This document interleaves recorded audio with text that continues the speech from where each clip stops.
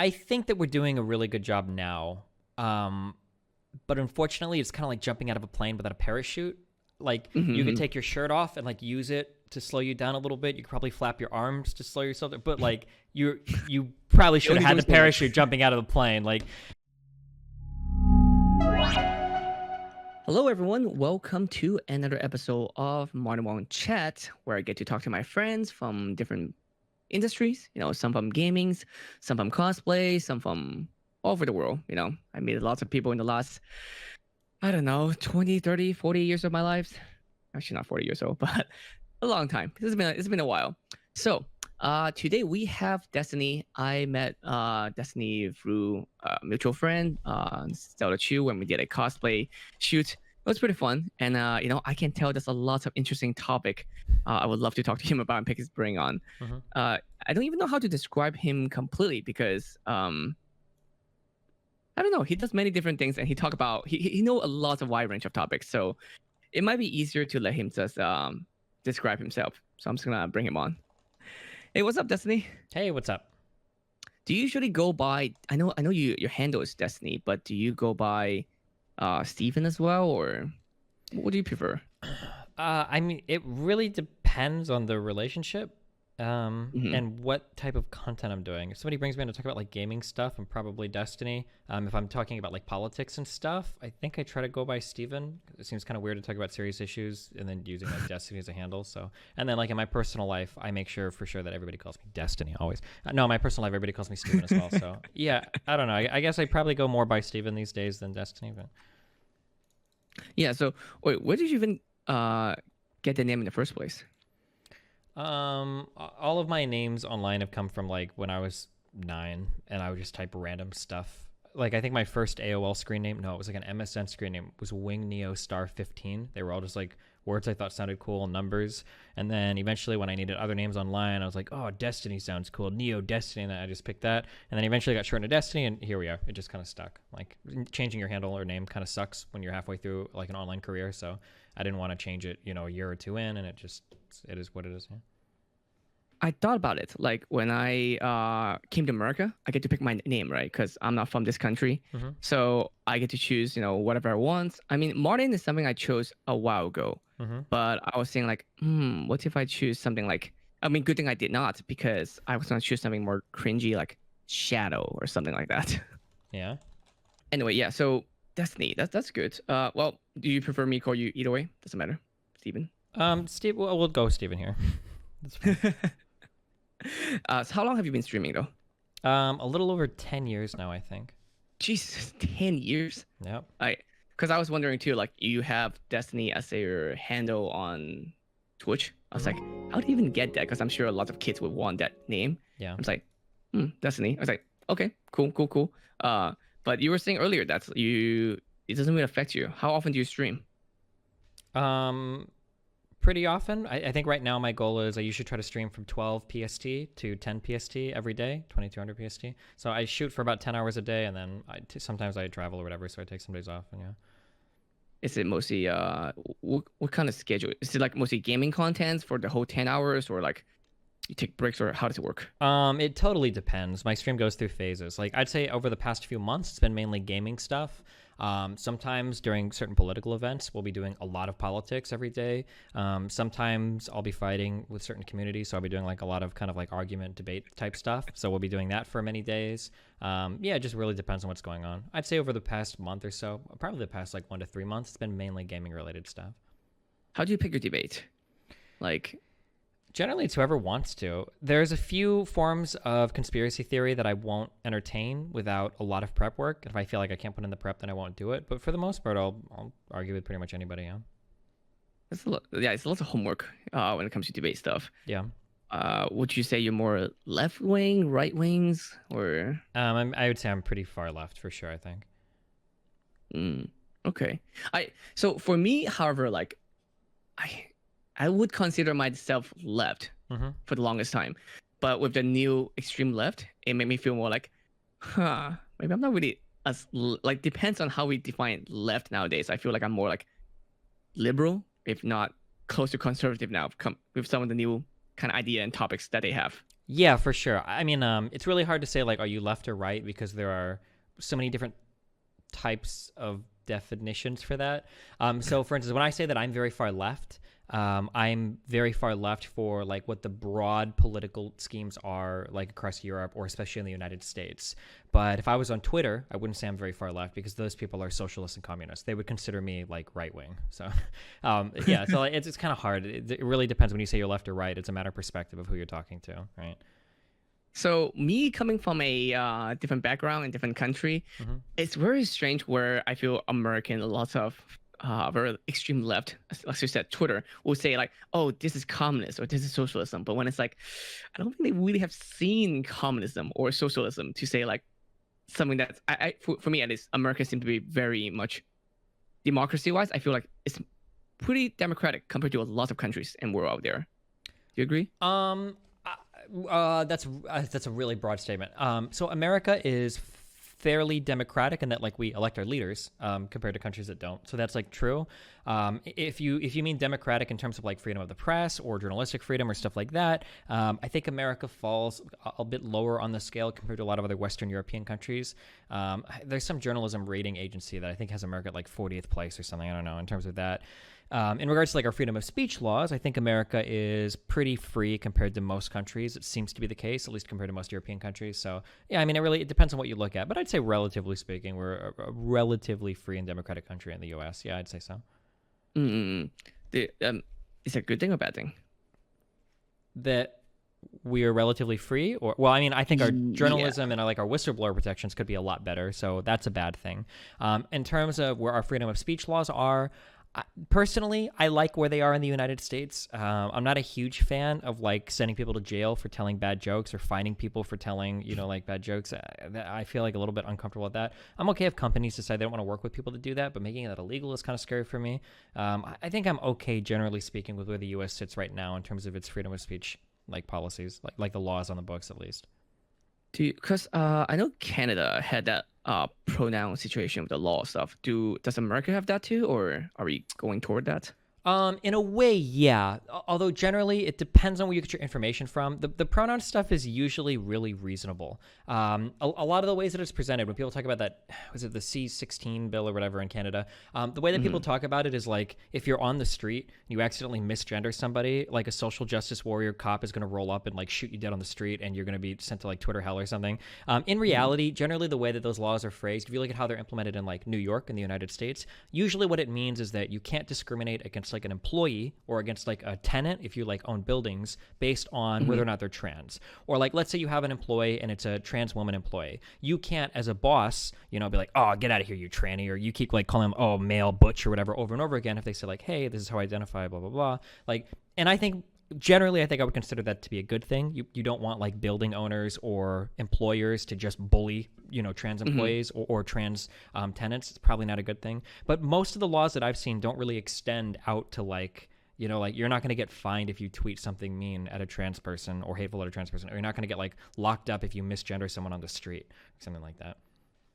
So here's I have a question to you. Like, let's see. I want to see what you think about this. Yeah. Let's say an employer. Let's say they're mostly like sexist. They like want to have a female secretary or something. Mm-hmm. We know for sure he wants to do a female secretary. However, they're not allowed to say, "Oh, we want to hire someone who's a female." But most likely that everyone that they apply or like interviewed it that's male, they're just gonna cut it straight out of the way. But is it still you think it's still a good thing that like okay or still necessary? How we say? I mean, I guess it's necessary. It's good, but it's kind of a waste of time if they're not gonna consider it at all. Yeah, I mean, I don't know what the legal precedent is for settling those cases. I know that proving any type of workplace discrimination is pretty rigorous. It's a pretty difficult thing to do because, like you said, like maybe there's an employee and they're black, and I just don't want any black people working, so I fire them. But I say that, well, you were late, 4 times last month, and can I fire somebody for that? It gets really hard to figure that out, especially because like if a large company decides they want to fire you, they can make up reasons to do it that are really hard to argue against. So I mean, I think it's still worth having the laws on the books because you don't want the egregious examples, right? Of, like no blacks need apply. You don't want like stuff like that being hung up outside businesses. So it's Of probably good to course. have the laws on the books, yeah. Or if there's like Mhm. extreme stuff that gets leaked, if like people are in a boardroom and one boss is like, we need to get rid of all the women working here because we don't want any women here, blah, blah, blah. If that gets recorded and Mm, leaked, you should probably have some kind of punishment come down for that. So, yeah. definitely, yeah. Okay. Are you born and raised in America? Yeah. Or are you from? I don't know. Okay. Um, what do you think about the whole coronavirus situation right now? Like, where are we at, both Um, internationally and nationally? yeah, it sucks. That's a really broad question. Can you give me a slightly more Yeah, yeah, specific yeah. or? Uh-huh. So, okay. So, first of all, are we doing the? I mean, we can always do better, but do you think our country is reacting as fast as it can, starting from like let's say the last 2 weeks? Let's not say pre-pandemic, right? Mhm. Because of course, there's many stuff we can do preventively to say, okay, we do not want. We should have done more testing, or we should have done more like isolation, Mhm. everything. But let's say ever since we kind of take it more seriously, so I would say maybe like a Mhm. month ago. Do you think that we're doing the best that we can, or do you think there's lots of things that we could have done better, or we need to do better now? I think that we're doing a really good job now. Um, but unfortunately, it's kind of like jumping out of a plane without a parachute. Like you could Mhm. take your shirt off and like use it to slow you down a little bit. You could probably flap your arms to slow yourself down, but like you probably You should have only had doing the so much. parachute jumping out of the plane. Like, so I mean, like it seems like right now we're doing as much as we can. Like, holy Jesus, we've like locked down entire states where businesses are being closed. I think we have over 30 million unemployment claims right now, like an Mhm. unprecedented damage to the economy. Yeah, I mean, it seems like we're doing. I don't know what more we could do. If there is more we could do, I just haven't heard about it. It's possible there's more we could do, but I just haven't heard about it. It seems like we are doing okay on hospitals in terms of like how many beds are available. It seems like we've started to rope in a ton of private companies into producing things like ventilators or other PPE, personal protective equipment. So it seems like we're pretty caught up on that, but most of the damage is kind of done, like economically and health wise, because we needed to. This was like a matter of like testing, right? Like as soon as we locked travel down from China, we probably should have locked travel down from Europe too. If travel bans were the way to go, and then we probably should have been aggressively producing test kits at that point instead of sleeping on it for 2 months. That's so painful. We messed up so bad at that. But yeah, I mean, like right now, I think the direction the U.S. needs to head in is like with the quarantine up and everything, we need to start testing everybody, and then we need to start alerting people that are sick so that we can start tracking infections, so that we can start slowly reopening things. Then we can know like where the pockets of infected people are, and we can like quarantine people and get that down. That seems to be the next step we need to go to. The problem with like I feel like testing is that if even because we can get it more than once, right? There's so much things that we do not know about the virus, and the problem is that Mhm. even if we test it, we know they're sick. Then what's the best solution? If we find out they are sick, instantly put them in hospital and get them in ventilator, or So right now, my understanding is that there's no evidence right now that we can get sick more than once. I think there was a preliminary report out of it might have been out of China with like 70 or 80 or so people, but when they followed up on that, it was either false positives or the people didn't have it initially and got it later. So the idea that you can be, oh, it might have been Japan, South Korea, oh no, South Korea, okay, sorry.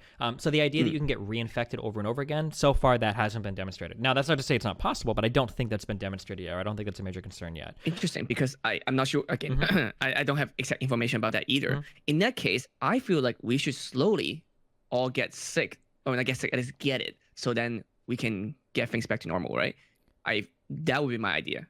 Yeah, well, I mean, that happens in the long term. The only thing you Uh-huh. have to worry about is that if too many people get sick at once, then a lot of people Mhm, die because you don't have enough room in your hospitals, right? So in any mhm, given point in time, we don't have enough hospital space to treat like 100 million people, right? But if we get mhm. like 1 million get sick now, and then 1 million get sick later, and then 1 million get sick later, we can slowly, like, eventually you develop like a widespread immunity to in this case SARS-CoV-2, but it just has to be done as a process, which is why isolating and quarantining is so important, and then reopening things slowly is important, and then getting everybody tested or as many people tested as possible to track where the infection spreads is so important as well. I feel like I feel like we're doing a good job on having the country allow state to decide, what should be open, and then next it should be county. But it should be, for me, I feel like it should be like hospital based, like zip code. So let's say this hospital, let's say they can take care of 500 people Mm-hmm. per, like in a period of time. So I feel like it should be that one open, and then we're making sure open it for like let's say 2 weeks, and we can get majority of people knowing they're sick or not sick, and then they can go through the next hospital that's nearby, and then fight and keep going doing that way. I feel like that's the best way to progressively get everyone infected, so that we can be back to normal. I think it might be like, it's possible that in a perfect world that might be the case. I think the difficulty, though, is there are so many political considerations to keep in mind, which is like an unfortunate reality of our world. So, like, the problem is people are trying to measure the political efficacy of some strategies while maintaining the health balance as well. So, for instance, let's say that you're in a state and like the state next to you starts to reopen and your state's not opening. Your people are not going to be happy, right? If you're in Georgia and your state is on maximum lockdown and Florida starts to reopen, you're like, yo, dude, what's up? Like, we're getting screwed. We're not getting our jobs back. Like, Florida is thriving now, you know, blah, blah, blah. Because even if Florida gets a second wave of infections, it's not going to show for 2 weeks at least, right? If not a little bit longer. And now you're losing elections, or people are like throwing, you know, riots because they're getting upset that you're not, you know, reopening the state. So like people have to weigh in mind, like, okay, well, what are the political considerations? You know, what are the health considerations? It's a really difficult problem to balance, I think. Is okay? Do you think this is going to affect our presidential election as well? Absolutely. It's probably going to, it might be like the defining, like the calling card issue on this. It might be the issue that. Is it right now? Is it more benefiting for the Democratic Party or the Republican? Honest to God, I haven't actually looked at any polling recently. What's your thought on Biden as well? I'm not like the biggest Biden fan, but I think he's infinitely better than Trump. So, I mean, he looks a bit old though. I mean, Trump is a bit old. Oh, everybody is just. They're all very old. Yeah, Biden is 77. Trump is 73. Yeah, I mean, they're all quite old. But I mean, like, I'm not looking at the president himself. I'm thinking more like, what are his cabinet members going to be? What kind of federal judges is he going to elect or nominate? You know, what kind of Supreme Court justices is he going to nominate? Yeah. So far for the polling for the presidential race, Biden is doing really well. But we haven't really gotten into the general election yet. So I don't know how much I trust that polling yet. And Americans still seem to be fairly divided right now on how Trump is handling the job. It might just run down party lines. So, yeah, I guess we'll see when we get a little bit closer to election time. Well, are we all? Because again, I'm not too familiar with this as well. Are we all allowing mail-in voting, or are they still have to? Most states still have to do like in-person voting. I think they're all still. I think a lot of states are still fighting over that right now. I don't know where we're at right now on that. But I think I think that's running through a lot of the federal and local courts in a lot of different states, and we don't know 100% where we're going to be at on that. Shouldn't we be doing mail-in? Do you have a problem with against like mail-in voting or like doing a electronic system? An electronic system, unfortunately, almost certainly can't be done. Mail-in voting has huge philosophical problems with it as well, but it might be better than going to like an actual building and voting, and if that's not safe to do. The big problem. Go through with me both issues, like why electronics not workable and why is mail-in that's a philosophical issue. Yeah. So when you're doing paper ballots, it's almost impossible to rig the vote. There are so many different moving parts involved, with everybody filling out an individual ballot, with individual ballot boxes being counted by multiple state party representatives, by all of these tallies being sent to different people, by every single person along the step of the way having an accurate accounting of who's voting on what, like what county voted for what and everything. It just, to rig an election that has paper ballots is just an insurmountably impossible thing to do. With an electronic system, depending on what gets compromised, it could become almost trivial to rig an election. Large swaths of votes could theoretically be changed with a couple of different inputs to a database, and that's really scary. And I mean, if you have any experience working with any type of legacy government software or hardware, it's a nightmare. The security issues are, I mean, like all of our social securities in the US, I think over 100 million got leaked via Experian. I think China compromised every single FS86, the security form, if you want like a security clearance form. I think I think all of those were breached and are now in the possessions of somebody. I don't know if this has been made public yet. So, like, there's a lot of problems with that that make it a little bit scary to turn that over to electronic voting. So that's the problem. I think most people that look into like elections still prefer paper ballots, because SF86, sorry, yeah, because it's really hard to rig a paper ballot election. The philosophical problems with mail-in voting are that there's two problems. One is that you're probably selecting for a certain type of voter. So younger people, there are a lot of young people today that have probably never mailed a letter in their life. They don't even know where to Mm. start when it comes to even like addressing something. So now, not to say that they can't learn, but some percentage of younger people probably won't vote if it's mail-in. So like that's already one thing that will probably favor a certain side. Also, I'm sure that there are certain demographics of people that are less likely to mail things and more likely to mail things. So for instance, like if you're socioeconomically disadvantaged, you might not mail things as much, which might overselect for like African American or Hispanic people, stuff like that. That's one problem. And then the second problem, we don't really think about it much, but technically your vote is supposed to be confidential. And the reason why is because you should never be able to buy a vote. So for instance, if I offer you $50 for your vote, you have no way to prove to me if you actually followed through or not, because when you step in the ballot box, it's secret. Whereas with mail-in voting, I could fill out a ballot, take a picture of it, send the ballot in. Now, theoretically, I guess you could take pictures of your ballot in the voting booth, but with mail-in voting, it becomes a lot easier to buy votes if somebody wants to go that route, which is a little bit scary philosophically, but those are like the two big issues I think with mail-in voting that I've heard brought up. Well, but with walk-in voting, the problem is that they're not a public holiday. Do you think it should be a public holiday? Because again, you talk about socioeconomic status. You have people who have to work. They can't just go there, and especially if there's a long line or it affects the actual ability to vote. And if they can't do mail-in votings, should it be like a holiday so everybody? Yeah, absolutely. I think the rest of the world is a little bit bewildered. I think it's standard in most Western European countries. I think in most countries in the world, I think it's pretty standard that your voting day is a national holiday. That's just America. We just don't do that. I don't know why. Well, other than to keep like the working class people from voting, I guess. I'm not sure. Okay. With that said, like, why do you think that with the pandemic going on, so is this going to be affecting how we're voting? Because as you said, some states are allowing mail-in, but most of them are not yet. They're still arguing about it. We are favoring still older generation voting, but I feel like that's might change though. I don't think that's changing. Older people are just more politically active. They just are. I don't know why, but every year or every election cycle, we keep talking about getting young voters invigorated. Obama talked about it a lot. After Obama, Hillary kind of sort of tried it. Bernie's banked on it a few times. Bernie Sanders and the Democratic primaries. Yeah, that did not work for him at all. Yeah, he tries so hard to mobilize youth voters, and it just doesn't happen. Young people just don't vote. Just for whatever reason, it's just not there yet, and it's not even close to being there yet. We're more likely to see platforms pivot more towards appeasing like Hispanic voters as they grow in number, rather than like young voters, because young people just don't vote. Yeah, that's So, okay, let's say the young voters, right? Let's say they're not even voters. They're just young generation.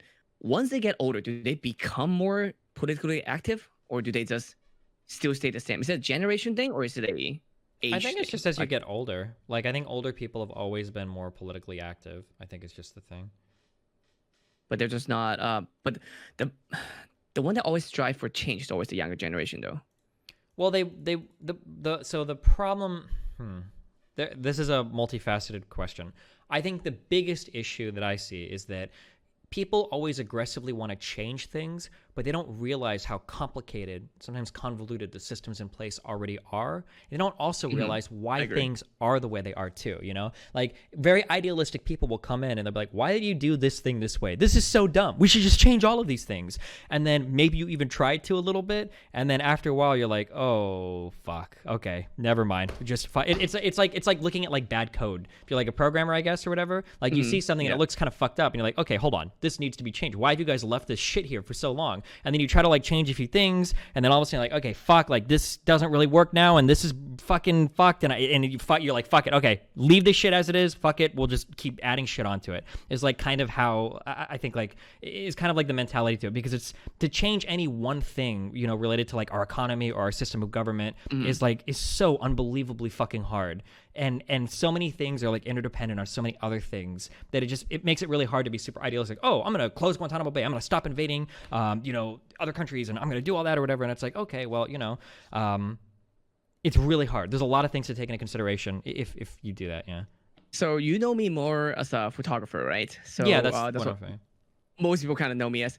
But back in school, I didn't study photography at all. Like most photographer, just like most atheists, like I was born and raised Christian. But again, that made me an atheist. Same with photography. If lots of people who do photography these days, they didn't really study photography.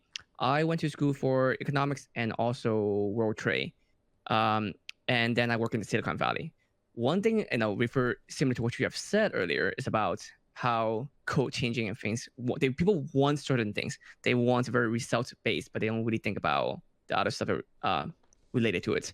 And one of them would be like, for example, Instagram and Twitter or Facebook, where they always say like, "Oh, we want a chronological order of how my feed is supposed to be." That's what everyone say, but I don't think people actually want it. The whole idea of Instagram, Facebook, Twitter is that they learn what you like and they show you what you like based on what you interact, what you liked actually fits, like you press like buttons or things you comment and stuff like that. And as soon as you make it chronological, you're gonna have a huge problem. Yep. People, people are gonna be like, you're gonna have people. So if it's chronological, there's gonna be a problem both on the content creation side and the content consumption side. The people that create content, someone like me, then I will just post every 10 minutes because it's going to be pushing to the top. You're going to see that no matter what. And then you're going to have the problem of people going to see a bunch of stuff they don't care for over and over again until, it becomes a problem. Yeah. People, that's just kind of a general trend of humanity. People don't really know what they want all the time. It's definitely true when it comes to like game balance or game design. People generally just don't know what they want. But another big problem too is that the people that you hear talking about these issues the most online are usually like the power users that want different things than what the average consumer wants. Two really good examples of this that I can think of is one are like chronological feeds. Now for me, I actually do want chronological feeds, but that's because I only follow like 40 fucking people on all of my social media. Because if I don't want to see their shit, I don't follow them. But like when I look at somebody that's following like 700 people on Instagram or like 1,000 people on Twitter, and they're like, I want chronological. No, you don't, motherfucker. You don't want chronological tweets. You're gonna get like 70,000 fucking tweets a day. You have no idea what you're looking at. Yeah, I did the math. Like even if you spend like 5 seconds on each one of them, like you would not have. You have to spend like literally like 10 hours a day just to look at all your feed, and that's not possible. There's no Especially way. We're teaching all the content creators like you should make content every single day, and that's not. I mean, you can already see that on Twitch, and I wonder if that affects you too of the pandemic because everybody's at home now doing streaming, and a lot of content creators who were not streaming before streaming now too. Then you kind of because for Instagram, yes, you can follow multiple accounts and you can like multiple posts, kind of easy. But Twitch is not really likely you can watch multiple stream at once, if not only one. So for most of my friends, I see that they are increasing and decreasing, like about the same. They lost some of the viewers, but they gained some new one as well. Yeah. Is that the case for you as well, or? I think like just because I stream so many hours, I think that my audience has stayed relatively consistent as well. And because I'm only my biggest draw for me is political content, and I haven't been doing that as much lately, so I've missed out like on the big burst of new viewers too. But like when I do political content, I tend to do pretty well. But yeah, I would say that like my churning of my audience has been relatively consistent with where it was before. Yeah. But I know like a lot of new streamers who've come on the scene or people are doing new stuff that's getting more popularity than it has in the past. So. Do you see a lot of other political streamers? Or it's kind of topic that not. I mean, how about this? Is Twitch have also one-sided, one or the other? In terms of like if it's left or right representation? Yeah. I would say that like this is really hard to say. So politically, I think that because I was kind of the first large political streamer on Twitch, and I'm left leaning. A lot of the political streamers that have come in after that have all been very left leaning. I would say that like politics, the political streamers on Twitch are generally left leaning, but that's a very small section of Twitch. And then I would say that like a large portion of Twitch is like I would classify them as like anti-SJW. So like they get really mad about like a lot of the crazy feminism stuff or whatever, and maybe they kind of like Trump because he just like tells it like it is, but they're not like really politically active. You're more just selecting for like generally straight, white, male, tend to have like certain political beliefs online, don't want women messing their games up. Like so it's like kind of like that. I wouldn't say that it's like heavily political, just that they have like kind of like anti-SJW leans. But I wouldn't say it's like a platform full of Republicans or conservatives or anything like that. What about the platform itself, not the content creator, but like does Twitch itself has any bias? I would say every large corporate platform these days is definitely going to be left leaning. That's definitely where the money is to be made these days. It's just it's so much more inclusive. There's so many different types of people. Like you want that. You don't want certain groups of people to be turned off from your platform because you want to get as many users as possible. Yeah. Especially younger generations, or no matter which generation, it's going to be more left-leaning at first when you're younger. Probably, yeah. And yeah, so most media, especially traditional media, is going to be right-winged more, and then new, I guess, internet media is more like left-winged-ish. Probably, yeah. So what about? I know this topic being talked about a lot too, but I want to see your view on this. Hmm. What about booby streamers? Like, is that? I know that's been like not debated or discussed a lot, Hmm. but does it affect the platform in any way? I mean, right now, I don't think it does because as much as people complain about them, it's such a slim minority of content on the platform. Hmm. Personally, I don't think over sexualized content should be on the platform. I just don't think this is the platform for that. But I mean, for whatever, like different people have different thoughts on that. Um, In the last 10 years, whatever consider sexualization is very different, right? Like what we see on Twitter these days is very different than what we would see 10 years on Facebook. Something is really tame per se now is considered wildly like very sexualized 10 years ago. I guess, but there's like this weird thing that happens where I'm okay with saying, like, take a girl that's doing a certain thing. I'm okay saying, like, hey, this is sexualized, but it's okay. It's okay to sexualize things. Whereas some people try to say, like, well, no, this isn't sexualized at all. It's like, I don't know if I believe that in all cases. I mean, like, it super depends.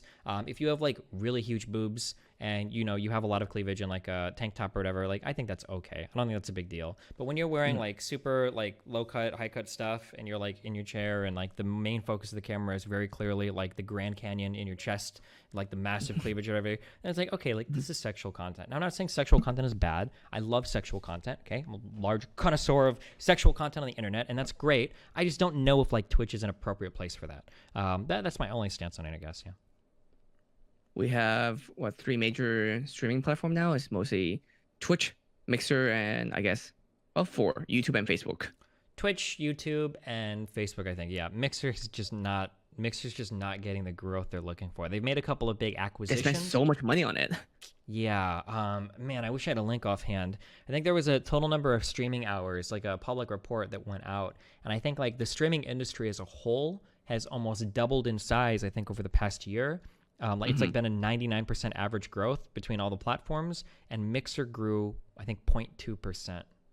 Wow. Like it was How? really bad. Yeah, they're not acquiring users. Yeah.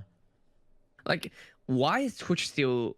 I mean, tell me if it's not, but like, why is still like the number one platform? Is it because people are so used to one platform, they're really bad at switching, or there's something that Twitch has that other platform do not? Econ 101. I'm going to go ahead and cite the first mover advantage. I think that the fact that they were the first big platform, they got in there early, they got established.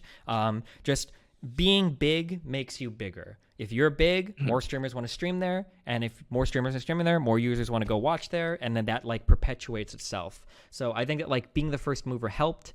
There are a lot of moves that they made that were correct early on, like in building out their CDN, their content delivery network, to make sure they had stability across like the entire world. Like Twitch did good things in the beginning, but I think that the fact that just like they're big, I think is what helped. I think that if we were to push a giant reset on everything right now, and people were to shuffle out into different platforms, I feel like YouTube would probably be king pretty easily, followed maybe by like Facebook or Twitch. But I think YouTube would have it pretty easily, is what I feel like.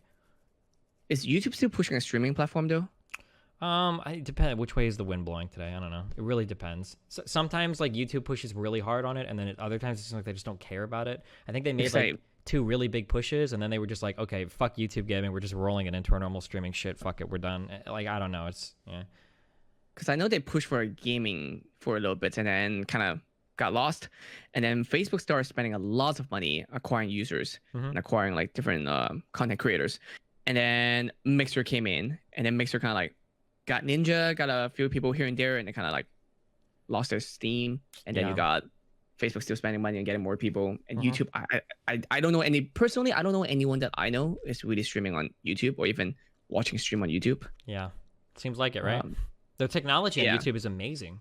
The it VODs are should be. automatically saved to YouTube VODs. You've got DVR, so you can go back, you can rewind and go forward and 2 times speed and everything in the middle of a broadcast. They let you broadcast at whatever data rate you want, so you can have these beautiful 20 megabit per second streams. It's awesome. The YouTube technology is really, really, really good, but they just don't take it seriously. I don't know why. I don't know why. I think the problem is that there's too many head for a snake, meaning like there's people that want to do something, but then Google is too big for them to decide like, okay, no, we should do this, or we're gonna have meetings about it, and they wait, and then that person's like, fuck this, I'm out, I'm gonna go to a different company. Then they move to like Twitch or move to Mixer. I mean, a bunch of like Mixer grab a bunch of like hire people from Twitch over as well for them to build their platform, Hmm. but that didn't work out for them either. Yeah, it always feels like at YouTube that it's like there's some middle manager that like wants to make streaming his pet project, and he does it for like Mhm. 6 months, and then he just pieces out. It's like, okay, I don't know. I always thought it'd be more interesting to see like what did they spend on Ninja? I think it's estimated up to like $50 million. If they would have spent that money acquiring like 1,000 medium-sized partners instead of just one huge one, I wonder if that would have been more healthy for the platform. I don't know. Do you think that was a good move for, let's say it is that amount? Do you think that's a good move for Ninja or it's a good move for Mixer? Both? I know it was a good move for Ninja if he was looking to retire. I mean, if you're signing 8-figure contracts, I mean, it's probably always going to be a good move for a streamer. Yeah. I mean, I imagine for him to move over, the money had to be right for it. For Mixer, though, I mean, it doesn't seem like it's panned out well for them. I wonder how long did he sign them for? I think it was 2 or 3 years. I don't know if it was publicly announced or not. It's not going to be too long, if anything. Mm-hmm. That is not long for how many millions he's getting paid for. Speaking of like companies, CEO, people pulling from different companies and sexualizations, have you heard about what happened at TikTok? No, what happened? I think this one of the top Disney. I'm not sure what he was in Disney, but he became a new COO or CEO over TikTok. Mm-hmm. But what do you think about TikTok? That's a super zoomer platform. I'm too old. I can't. I look at it just.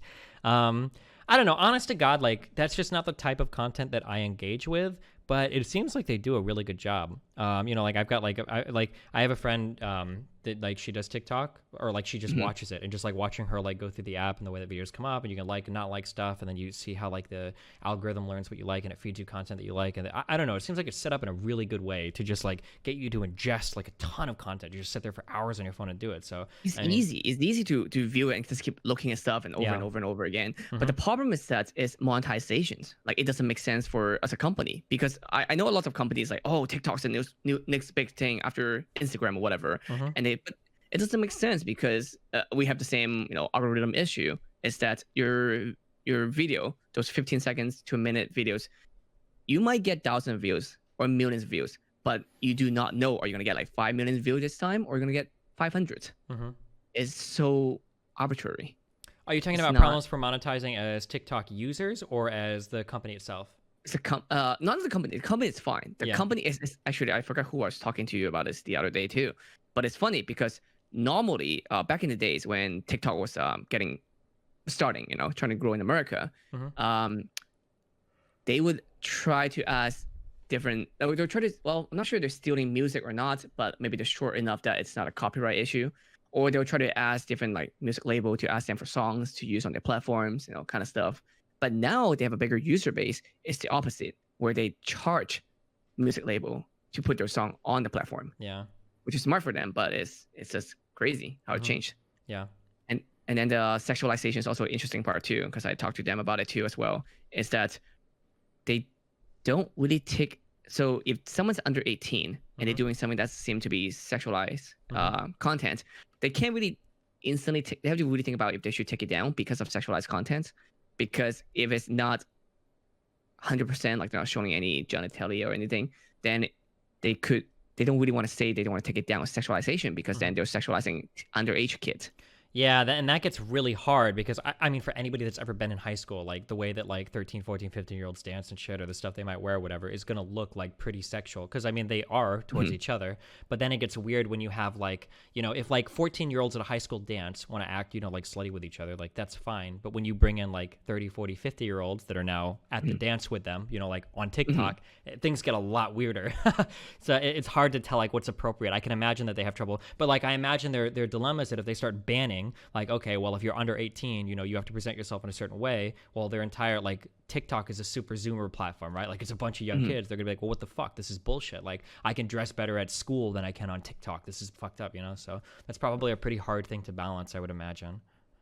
I mean, they have the same issue on Instagram as well. On Instagram, they can decide how to ban thing and not to ban thing.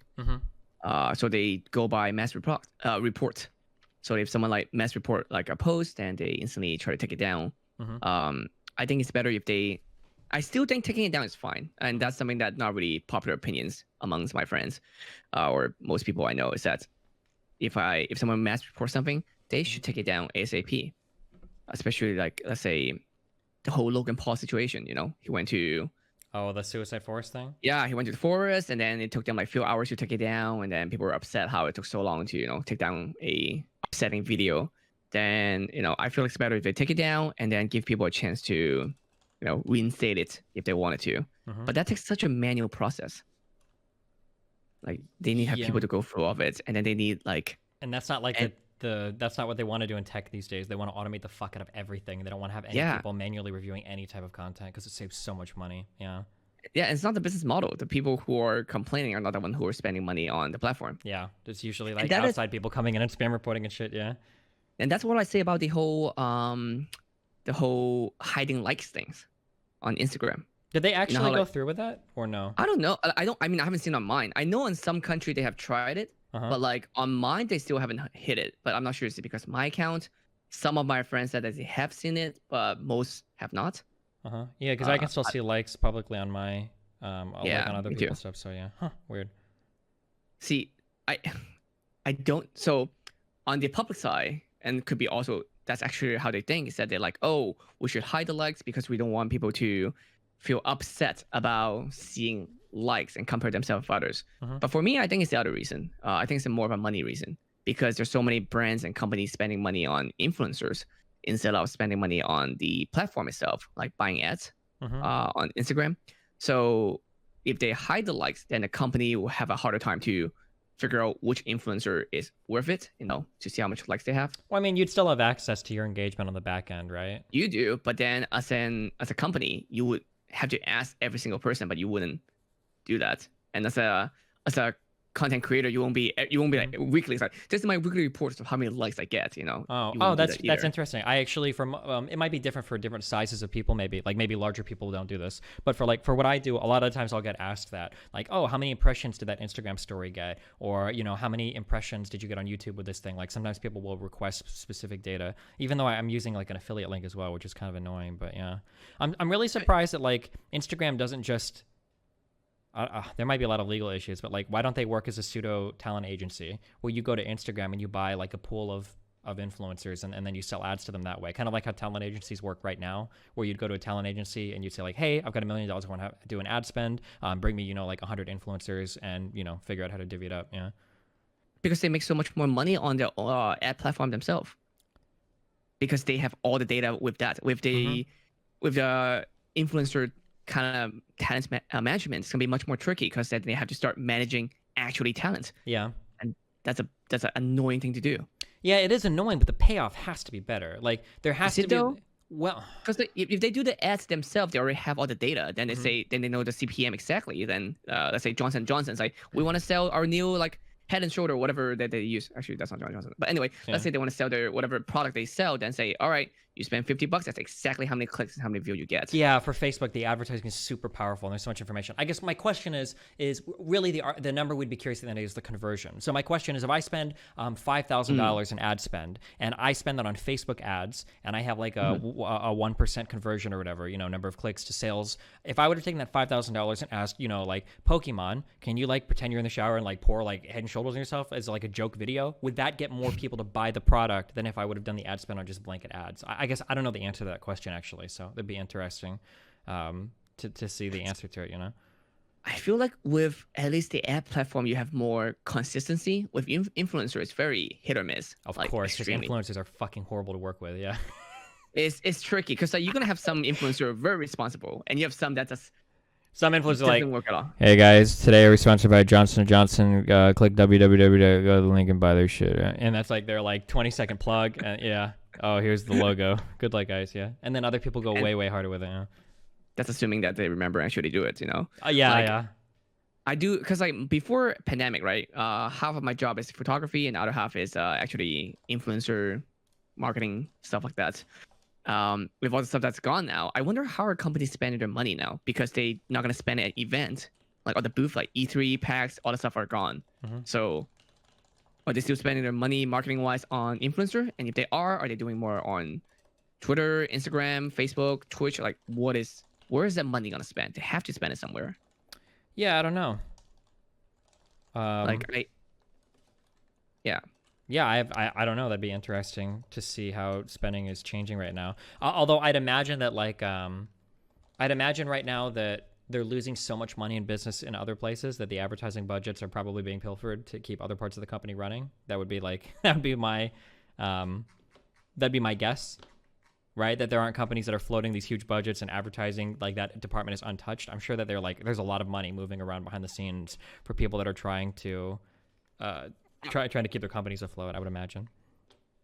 Since I also do a lot of events, marketing and management stuff as well. I Mm-hmm. wonder, like all these events that was planned originally, let's say E3, right? Mm-hmm. All this booth and company has bought booth. Do they get their money back? And do the events get the money back? Or does convention hall itself keep the money? Like, where does the money go? Oh man, I wonder how does that debate work? I should know this. I know I that think it's for based all on the state, tickets right? that we bought at TwitchCon and everything, I know that those got refunded. I would imagine they'd have to refund the tickets. For hotels and flights, I've gotten my hotel let me rebook in Amsterdam to some place Uh-huh. within a year from now, and then I think Norwegian Air. I think what's common for most flight places is they'll give you a credit to book another flight in the next year. In terms of actual like exhibition halls, they have to refund your money. There's no way they can keep it. There's no way. If I had to guess, I'm totally bullshitting right now. If I had to guess, my guess is going to be that the exhibition hall probably refunds everybody, and they have some type of insurance policy that reimburses them if like act of God horrible events happen. Like if an earthquake or a natural disaster destroys the building, they've got to have some sort of insurance against these kinds of events. That would I be know my guess. I know a lot of events are still keeping the events going until the state decided like, oh, you cannot run events, so therefore they can not claim responsibility for it. Mm-hmm. But still, so let's say they refund the tickets. When you buy tickets for an event, let's say TwitchCon, does Twitch get the money? Then they pay the convention hall? Well, oh man, there's a lot of corporate. I don't know 100%. My guess would be that Twitch probably has to put down the deposit first. There's got to be like, if I want to rent out an exhibition hall, there's got to be some type of deposit, if not the entire fee that I put down to rent it out in advance. It might be that you just put down a deposit and then after you've collected enough sales, you pay the rest. But I imagine it's a flat fee. I doubt they charge you more based on more people showing up or something. That'd be my guess. Yeah, with all of them canceled now, I guess. Mm-hmm. I mean, That thing that you were talking about though, where companies won't cancel it until the state cancels it, so that they're not held responsible. That's what was going on with a lot of airlines. Like if you called in and you canceled your flight, even though it looked like everything was going to be canceled, I think if you called in and canceled, they were like, oh well, fuck you, good luck. But if you waited until your flight was ready to take off, then like the fucking day before, they'd email you and be like, okay, listen up. Your flight's going to be canceled. Do you want a voucher? Like, yeah, give me that voucher. Hell yeah. But if you cancel before, then you get fucked. Yeah, so you have to That's wait. what I did with my Hong Kong flights. I was supposed to be in Hong Kong in March, and then I was like, I called them and say, hey, it's not a travel warning yet, so we can't give your money back. You can just either get nothing or whatever. I was like, okay, fine, I'll just sit on it. Yeah, and then 2 weeks later, like, yeah, we can give you your money back. We can't force you. We're not gonna go on the flights. We're not gonna even have a flight anyway. So exactly, I guess. Yeah. So, do you think people are having better time now? They're working from home. Is it gonna change how work model is gonna be like? I'm talking a little bit of shit right now. I don't understand. So, well, firstly, only white collar people can work from home, right? If you've got like working class work or like blue collar work, you're kind of fucked because you don't get to work from home. My guess would be that things won't change that much. I know that a lot of people talk about how much they like working from home, but for most temporary. Yeah, most of the people that I talk to say that working from home is really cool initially, but that being in an office environment actually helps them be more productive. That working from home all the time isn't something that most people prefer. It might be that there are some people that are like, I'll work from home all the time, fuck everything. But there apparently there is a lot of value of like, I go to work, I'm in an office environment, I know it's my work time, I can talk to my coworkers right here, and that doing that rather than trying to set up like fucking Zoom meetings or sending emails to some guy that you could just talk to like at the end of your whatever desk is like, it's better to just be in a work environment rather than to work from home constantly. That's what I hear from people. That's really anecdotal, so that might not be true all the time. But I don't know. I guess we'll find out after after everything if working from home and whatnot changes. Yeah. How long is it going to take for us to have this over? You think? My guess is time wise. Anywhere from like, I'm guessing like, if you put a gun to my head and told me, I'd say like the majority of the quarantines will probably be done within 2 to 3 months would be my guess. 2 to 3 months? That's it? How come? I just can't imagine things going on like this for much longer. So I feel like the problem is that a lot of people are very extreme. Like I was talking about this on my stream before too. Like it's Hmm. three different things. You have the of course people's safety, health, death kind of issue, like people actual life, and then you have the actual economic like reason where the country can go into depression, and that's gonna be a problem for lots Hmm. of people, both making money, actually surviving, and then of course lastly you have the governments have too much power, like worry about governments once they get power they won't give it back, that kind of things. I worry about all three things, but I feel like a lot of people are only worried about one or the others, at most two. But Yeah, I mean, like, there's a lot of things to keep in mind, and not everything is as clear cut as it can be as well. So, for instance, like if you're interested in health, like we can talk about the health of quarantining everybody to not get sick from COVID-19, but there might be people that like maybe would go to the hospital otherwise, but now aren't, who are missing screenings for like cancers or are missing certain treatments that they otherwise would keep them healthier. There's going to be a lot of unemployment after this quarantine is over, and that's going to have to be dealt with. And like people going hungry and stuff, or health problems, like it's all like really complicated. And then there's the political considerations to keep in mind as well that people are definitely thinking about constantly. They don't want to lose their seats coming this election cycle. So it's pretty difficult. what about insurance? Does it affect our insurance? How it works, the structure wise? Wait, insurance for what in particular? Like I for is insurance mandatory now, or is it not mandatory anymore? For what kind of insurance? Like health insurance.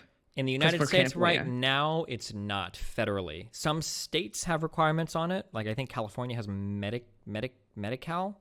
I don't Is think what it's called. anymore. I think they had it until last year. I think last year they changed it again, so you don't require for you to have insurance. Are you sure for California? I thought they changed it. So I thought that when they defunded the mandate for the federal thing, I thought that California said, okay, well for Medi-Cal, now you have to pay into this or else there's going to be a fine. That was my Yeah, they understanding. did that. They did that, Yeah. and then I think they took it back. Oh, okay, maybe. Yeah. All Yeah. right. I should know that. Well, I live in I think it's California, stupid because but like I feel like that defeats the whole point of insurance. I thought the points, even the word insurance, is that you buy something in case something go bad, then they give you some money or some help, with it. yeah. A mandatory insurance that doesn't seem like insurance anymore. That's just tax. Except Well, kind of. when we So get the weird thing about insurance is that insurance doesn't work unless a ton of people buy into it that don't need it. That's the problem with Mhm. health insurance is that like people like me, I would never fucking buy health insurance unless somebody's making me do it. And Mhm. technically, like you need my money to make health insurance work. If health insurance was just full of diabetics, well, fuck, their insurance is going to be super expensive. They're not going to be able to afford it. There's no point in them having insurance anyway. They're already paying $1,000, $2,000 a month because they can't afford it, right? So you need to bring Mhm. in like more healthy payers into a system in order to make it work, which is kind of why like the mandate is necessary. Wait, so you actually, because here's the thing, because Mhm. you don't need it. Let's say you're a very healthy individual, you don't think you need it, but you still think that is something that would be good for the system because someone else gonna be sick and you want them to actually use your part of the money for it. Exactly, yeah. So like let's say for instance there were 10 people and let's say that one guy's medical bills were $1,000 a month and 9 other people were Mhm. perfectly healthy. It's probably easier for 10 different people to pay $100 a month than for 9 people to pay nothing and one guy has to pay $1,000 a month who won't be able to afford it. Oh, definitely. I mean, I Mhm. understand like I mean, it's the same thing as like gambling, right? Mhm. You can't have everybody win. You're gonna have some people lose so they can pay off some people who win, and it's kind Kind of of, like that. yeah. Kind of, because you're not guaranteed that you, Mhm. but sick you will happen. But It's a good analogy though, right? If you go to a casino, you can't have 10 people win and walk out and nobody's losing, right? Somebody has to Mhm. lose money for there to be winners. then the system wouldn't work. There would be no casino at all. Exactly, yeah. So, I mean, I understand that like for a tax system, right, where you're taxing, where I'm okay with like I'm giving money to school, Mhm. because kids have to learn. I don't have any kids. I'm not in school anymore, and but I don't want dumb people to run the country. I don't want dumb people living in the country. But is that maybe your take as well? Is that like you don't want unhealthy people in the country, or you want to take care of everyone as well? But Yeah, so I mean, it's like a double edged sword. So one, like taxing a little bit of money from me, if I lose like a couple $1,000s every year or whatever, the marginal cost, the impact to me is nothing. I don't feel it. I don't care. Like I could lose that on a trade and not really care. But for somebody Mhm. else, it might be the difference between being able to afford insulin or not.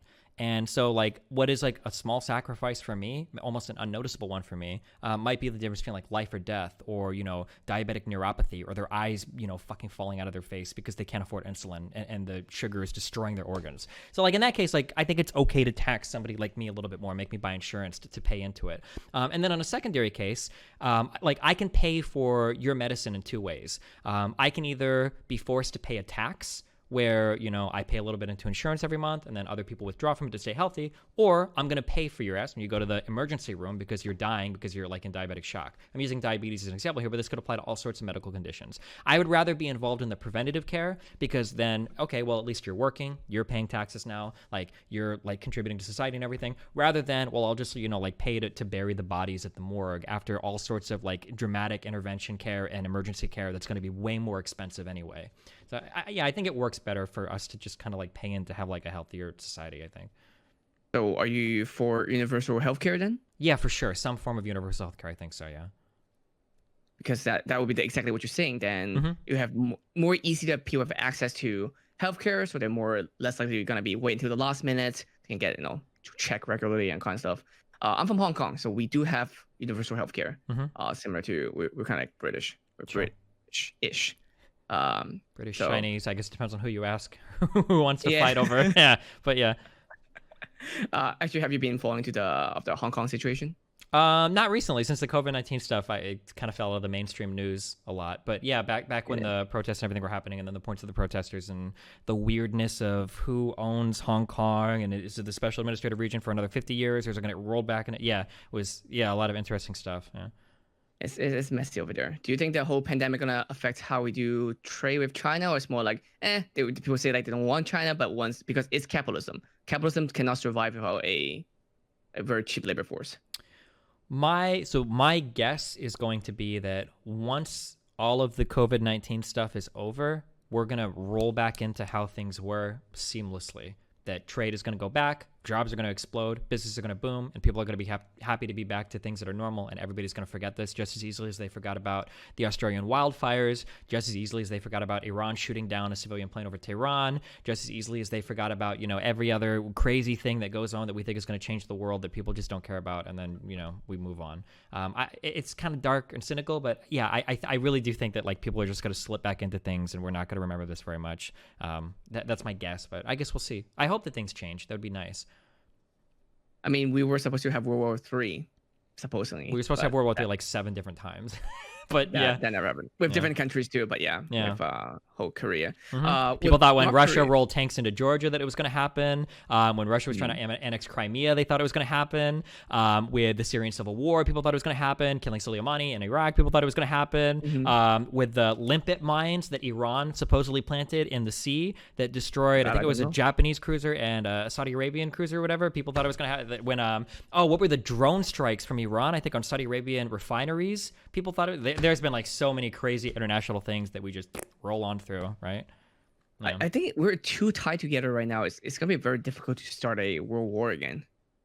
That's kind of the reason why people argue in favor of like globalism, like international trade. Like, do you really want to go to war with a trading partner? Like, do you lose so much money? It's just not worth it. That's kind of the people that that's for the big argument for things like the European Union or for like giant trading blocks or whatever. Like, is the U.S. really going to go to war with China? Like the U.S. doesn't really want to lose China as a trading partner. China sure as hell doesn't want to lose U.S. as like, like a global, a global reserve currency, a ton of debt, a capital investment, a lot of exports. Like, yeah, trading is in some ways it's good, in some ways it's bad, but kind of keeps us all reliant on each other for now. Yeah. I think it's gonna wait until like an alien invasion or something, or this pandemic is the closest thing we can get to it, where we can all like, let's get together, kind of figure things out first before we unite together. It's a weird thing, right? Because with let's say alien invasion, I feel like yes, that would kind of pull us more to form as a team. But until then, especially with capitalism, someone has to be better than the other in order for us to survive. To be, yeah. Have you ever read a book called Ender's Game? I haven't read it. I've seen the movie. Okay. So there wasn't a movie. There was a weird action movie that they made called Ender's Game. No, I have not. Okay, yeah. There's a weird action movie they made called Ender's Game, but it has nothing to do with the book. Anyway, I only bring up Ender's Game, the book, because we always see like an alien force uniting mankind. And in the book it does, but the very second the alien force is gone, everybody's like looking to turn on each other again to see who's going to like take over and be in charge. And I kind of feel like it's that way with like any sort of global pandemic, that like, yeah, there's going to be some form of unity. Like, I don't know I don't know how long you've been in America, but after 9/11, as long as you weren't too brown, America loved everybody. We were so nice to everybody. We were so cool. Oh, yeah. we hated Muslims, but like everybody else, we were like super chill, like never before. But that shit wears off. And I feel like after the COVID-19 stuff, like people are going to get back to normal business too. I actually feel like the big like invader that's going to unify, I think, mankind, but it's not going to matter as much, is probably going to be climate change. I feel like that's going to be some crazy shit when like certain cities start to become uninhabitable because they're either too hot or they're flooded. That's going to start to like turn a lot of heads where people are like, oh shit, like maybe we should all like take this a little bit more seriously.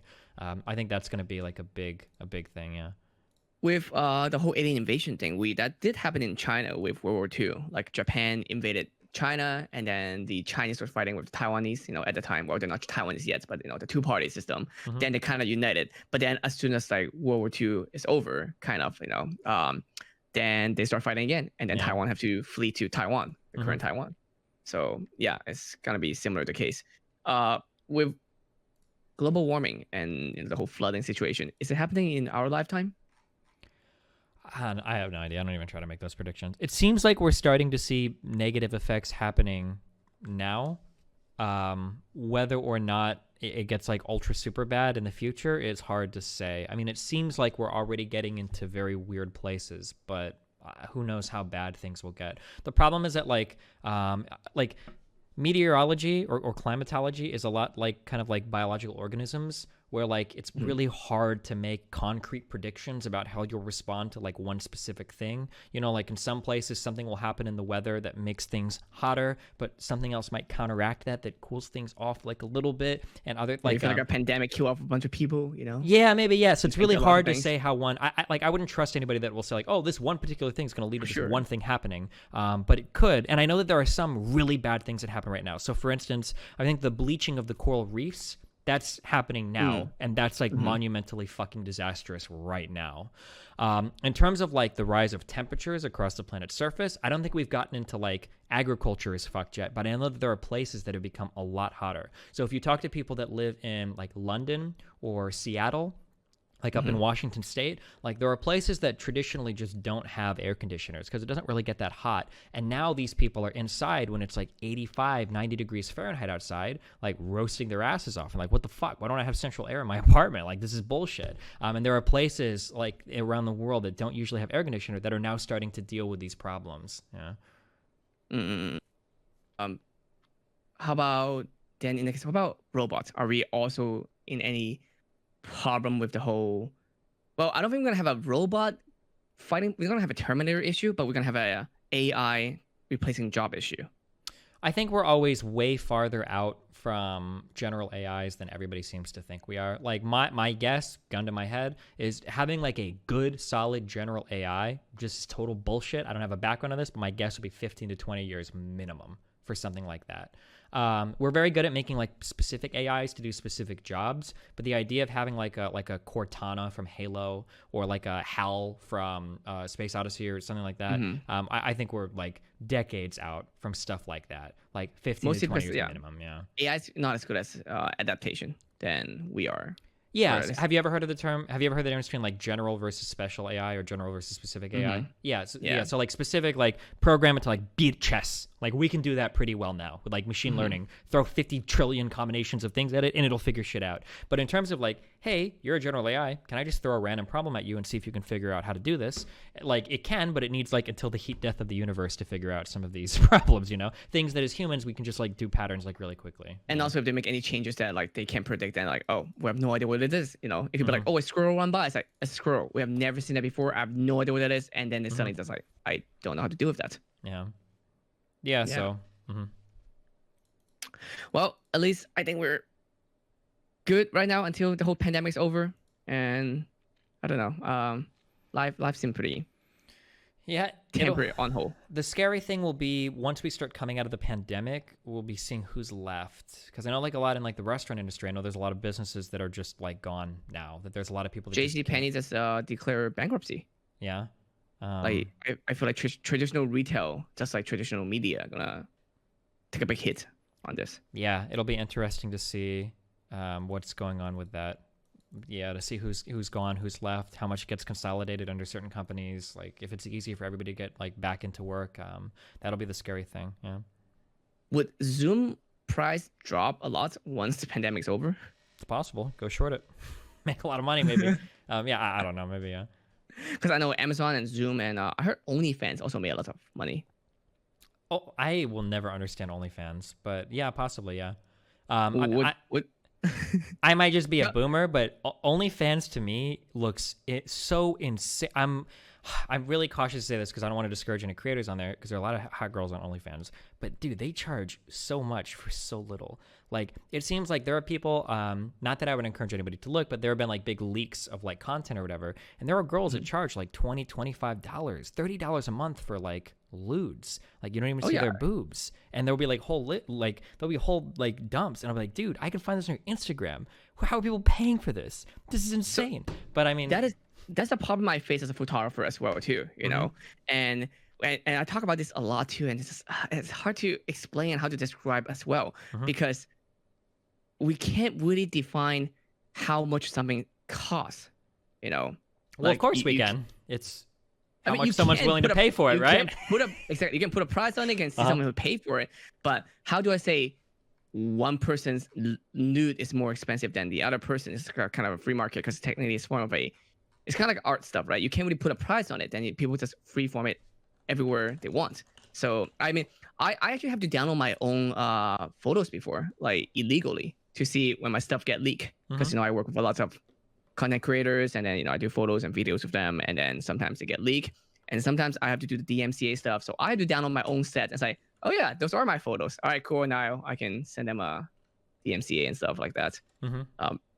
But yeah, no, OnlyFans is making so much money because of this. There's so many more people are now doing that, and it's a whole again. So I said before, like, are we doing? Is it because we just see it more because it's in our community, in our industry? Or are we having more and more sexualizations? I mean, I feel like that's a topic is every generation though, right? Yeah, for sure. With rock and roll, we have all this stuff like, oh, we're going close to the devils and all this stuff. Yeah.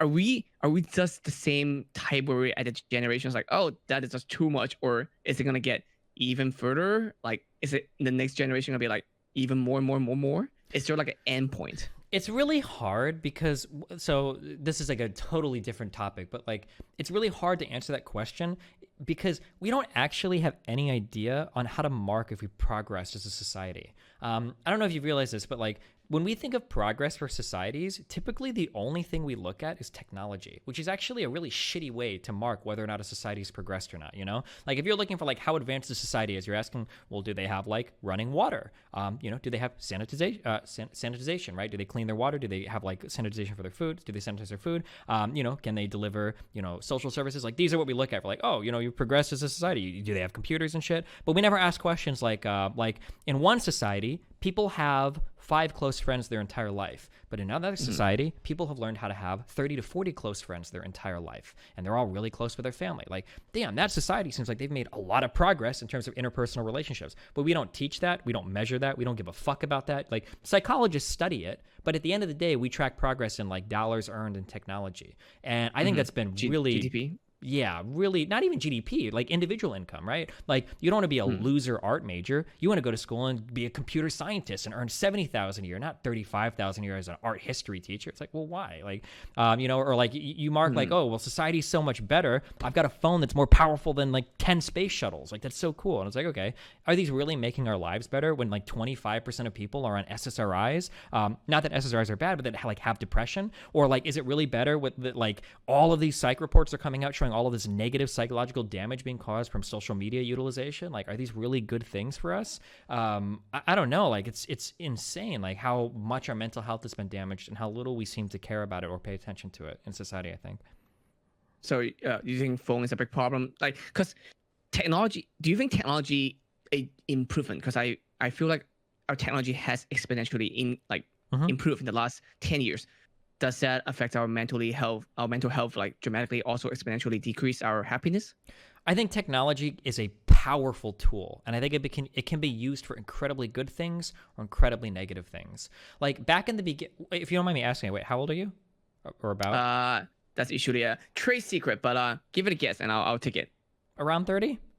Sure. Yeah. Okay, cool. Okay. I only ask because I'm 31. Like, if you remember way back in the day, My impression of early Facebook was early Facebook existed to make your real life friendships better. You could follow friends on Facebook, see what they're up to. You would make like little group gatherings that you could check into to know when to go to whose house for what party. And like social media was there to make your real life relationships better.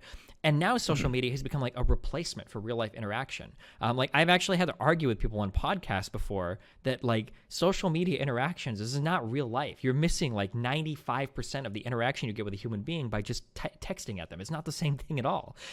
And like the way that we've used technology to replace so many like fundamentally human interactions, you can't live a psychologically healthy life not interacting with other humans. It's not what we're designed to do. Like we're not made to look at screens all day and never talk to another living human being. You just can't do it. People are going crazy. And I think that's something that we overlook a lot. I don't think technology is bad. I just think that we abuse it sometimes. Maybe like pornography, right? Like I don't think porn is inherently bad, but if you're masturbating, 30 times a day and you can't get off with another woman unless you're choking her and have her fucking hanging from the ceiling with like spikes going through her fucking tits, you're like that's the only way you can do it. Like maybe at some point you're going a little bit too far and you need to reel it in a little bit. Wouldn't pandemic do the same thing to us then? In terms of like being bad on our social lives? Yeah, of course. I think so. Yeah. Well, but like the joke that's going around a lot is that like a lot of people's lives aren't that impacted. Like if you play video games a lot, like you're not caring that much. Like, oh, you already get zero social interaction. It's just games. Obviously there are a lot of people that are impacted, the majority, but like for people that spend all their time online, a lot of them joke like, oh, well, my life's not really that changed. And it's like, I don't know if that's a good thing, man. Like, I said it as well. Like I agree. I'm an extreme extrovert. So like when like I don't feel fine. Like I feel like I'm really lacking in social interactions. Before pandemic, my plan was on average to go to an event or conventions every other week. Wow. So holy shit. Yeah, a lot. It's just so when you saw me last time again, that's why it's the middle of the week. Normally Friday to Sunday, sometimes Monday, Tuesday, I'm gone. I'm like at a different state, different city, maybe even just a different event. So I don't feel fine during pandemic, but I'm okay with that because if I do feel fine, I'll question about how I am normally. So I did benefit during normal times, or pre-pandemic. I as an extrovert, I get to talk to people easily. I can go to parties. I can do this for hours and hours, not a problem. But since pandemic, I'm stuck at home, and I feel like for introverts, the same situation is in a social environment where I'm not comfortable with, except I cannot go home. For introverts, they might hate going to a party. They go to parties for hours and then they're like, I need to go home. I need to take a break. I need to take like 2 weeks break from this event. But I can't. I am stuck at home right now and I can't go home because my home is my home. So there's no way for me to change that. So I feel like that's why we have lots of people who are also protesting. They're not feeling well, but they also like they have to go to work. There's so many different reasons for them to do so. I don't think they want to do it same with like anti-vax and all kinds of stuff. They're not doing it out to hurt someone, but they want it to be protecting what they care for. Yeah, probably to some extent. I mean, I don't imagine this is very much fun for a lot of people. It might have felt fun for like a week or two, but I imagine at this point people are getting a little stir crazy for sure. Yeah. So, sorry, I'm still keeping you. For phases to open up next, like we have restaurants, like is restaurants should be the first fronts or the later fronts? Like where are we at and which phase do you think is like the right way to go? I know that the U.S. government has published something on their site, but I haven't given a great deal of thought into like what ought to open first. I'm not sure. I have no idea. I saw a restaurant the other day where they have mannequins in their an article. I didn't see the restaurant itself, but they have videos online where they put mannequins in it so that look kind of normal, but also keep people still 6 feet apart from different booth while let people know where they sit and all kinds of stuff. Yeah. All right. Anyway, this has been great. Also, before I let you go, where can people find you? And also, are you still doing your podcast? Or like how does it work for you? People can find me at twitch.tv/destiny. I talk to all sorts of people. I don't think I have a formal podcast that's going on right now. It's like tentatively in the future. I went through I have the logos and everything to set up one now, and I was really excited for my first guest. It was like a hospital, or not, it was like a doctor person from a local university in California, and then everything shut down for the COVID-19 shit, and I haven't found another one yet. So, but at the moment, I don't have like any formal podcast stuff. I just kind of talk a lot on my stream. Were you going to do that with them in person or over the phone, or probably still like mostly digital? It's easier to do things digitally because it gives me more guests that I can be open to. Because if I do things in person, I have to fly people out and they get a studio, and that'd be like a lot more. Yeah, I mean that's why I'm doing this. I started this even before pandemic, but then now people think like, oh, you're doing this. Everyone has a podcast now. Yeah. Everyone and their mom has a podcast now. Mm-hmm. Like, god dang it, like it's fine, it's fine. It just like seemed like I'm not doing this because of pandemic. It's just so I was, whatever. Mm-hmm. Anyway, thank you so much for being on the show. I had lots of fun. Let's talk more some other time. When this craziness is over. Especially when election season, more like actually election season. Yeah, we can talk more and see around November. Yeah. because I want to see how you see about those things. Yeah. Yeah, sure. All right, cool. Thanks a lot. I appreciate the conversation. All right. Thank you so much. And thank you everyone for watching. You can also find this on, of course, twitch.tv/MartyOnePhoto. You can find this on my YouTube. More stuff also on Twitter and all kinds of stuff. Also going to be on major podcast platform like iTunes or Spotify. And thank you so much for everyone for watching and following, subbing, everything. And I will see you all next time then, guys. Yeah, thanks a lot for the conversation, man. Awesome. I want credit for Joshua, okay? I want to say that I ended his campaign run. Please let me have this, guys.